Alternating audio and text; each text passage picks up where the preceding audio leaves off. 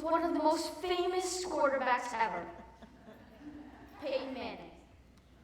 If my dad had his way, I would be holding a football in one hand and a basketball in the other. Instead, I'm holding an oven mitt in one hand and a spatula in the other. Staying true to myself is something I have a lot of experience with, but it hasn't always been easy. I've been sad, I've been alone at times. I've wondered, why am I so different from other boys my age? But staying true to myself has taught me several important life lessons and brought me the best kind of happiness. I discovered my lessons in the kitchen. Your lessons may be hiding somewhere else. Ever since I can remember, I've been interested in food.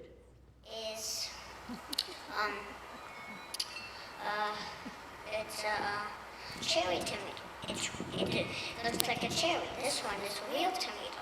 The difference is this one is little, like a cherry, and this one is big, like a real tomato.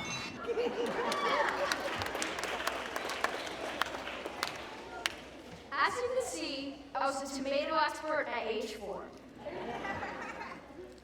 As I grew older, my interest in food narrowed to baking.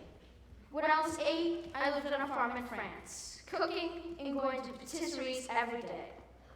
Have you tried the baguettes in France? They sell them everywhere and they're all incredible. Even the baguettes at the gas station are delicious. When I returned home, I wanted to be a pastry chef. So my mom handed me her laptop in the kitchen, and I taught myself how to bake online. But I noticed something. There were no cooking clubs at school, right? I didn't miss anything. Unlike soccer moms, there were no baking moms. No one was carpooling to baking tournaments on the weekends. Sometimes I felt lonely in the kitchen after school. I'd ask my mom, why do I like to do things no one else likes to do?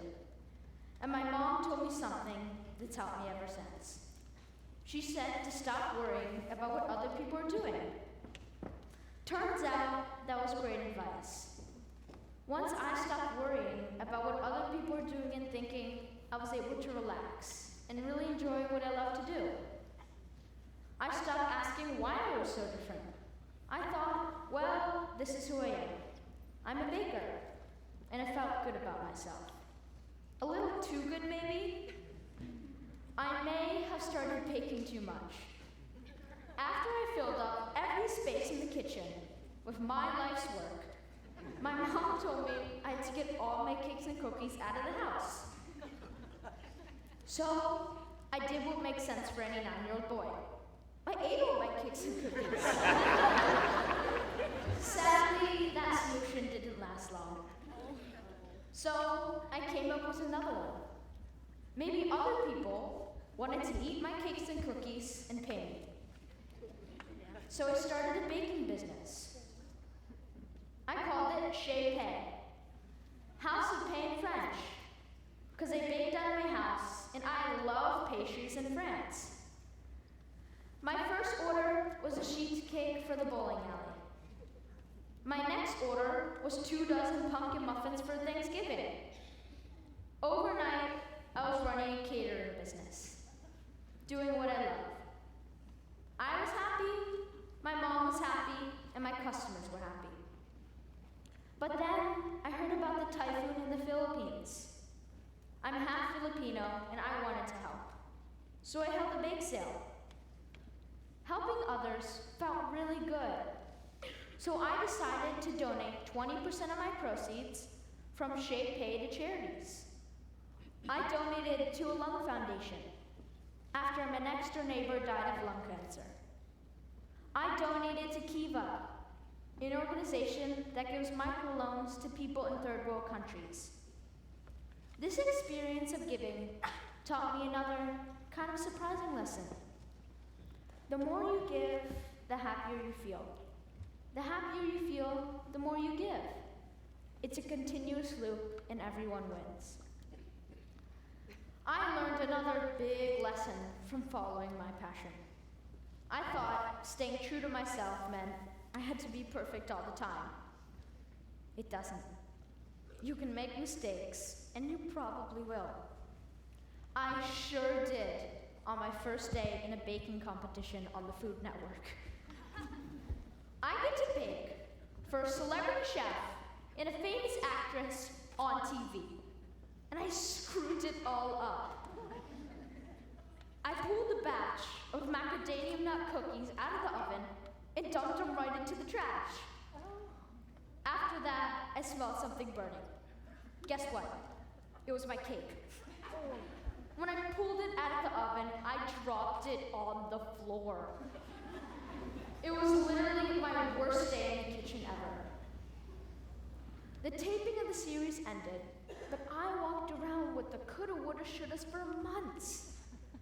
When the season premiere finally aired, I was so scared of what other people would think of me. But then something unexpected happened. The show that aired on TV was completely different from the nightmare I was reliving in my head. Who knew? The producer showed me as a determined baker who did not give up. When I trashed my cookies, they said I had courage. When I cut off the tops of my burnt cake, they called me clever. When I made a second batch of snickerdoodles, they said they were the best. And when I was called up in the bottom 3 and miraculously did not get eliminated, my friends watching the show screamed, like I just won the Super Bowl. It was my Peyton Manning moment. I'm sure my dad was proud. It turns out burning my cake was one of the best things that ever happened to me. It really was, because it taught me that you don't have to be perfect at things you love to do. It's okay to make mistakes. You'll learn from them. There's something positive you can take away from every nightmare situation. Even if you drop your burnt cake on the floor on national TV. The key is having faith in yourself and not being afraid to try again. My dad read a poem by Rumi at my preschool graduation. That poem said, "You are born with greatness. You are born with wings. Learn to use them and fly." I mean, really? We were like 4 years old. We didn't know who Rumi was. We didn't even get what he meant. We actually went up to him in our little 4-year-old voices and said, "No, we don't have wings. We can't fly." But now that I'm older, I get what he meant. Your greatness comes when you stay true to yourself. Let yourself do what you love. Not worry about what other people are doing. Use your passion to help others and keep the faith, even when you make mistakes. We all have our own passions and talents. Imagine what would happen if you tapped into yours and stayed true to yourself. How high would you fly? Thank you.